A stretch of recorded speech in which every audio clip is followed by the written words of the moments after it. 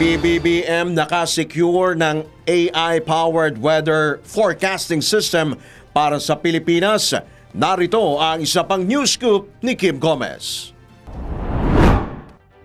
Nakapag-secure si Pangulong Ferdinand Marcos ng AI-powered weather forecasting system para sa Pilipinas. Ito ay matapos lagdaan ng Department of Science and Technology at ang nangungunang Artificial Intelligence Meteorology Company ng Amerika na Atmo Inc. ang Memorandum of Agreement na magpapataas sa kalidad ng weather forecasting system sa bansa. Sa sideline ng Asia-Pacific Economic Cooperation o APEC Summit, sinaksihan ni Pangulong Marcos ang paglagda ni DOST Undersecretary Maridon Sahagon at Atmo Inc. founder and CEO Alexander Levy sa nasabing kasunduan. Para sa Pangulo, malaking tulong ang partnership na ito sa climate resilience ng bansa. Matatanda ang nakararanas ang Pilipinas ng humigit kumulang 20 bagyo kada taon na nagreresulta sa matinding pinsala sa infrastruktura at agrikultura, pati na rin sa pagkawala ng ari-arian at buhay. At yan ang News Scoop. Ako si Kim Gomez, nagbabalita ng tama, naglilingkod ng tama.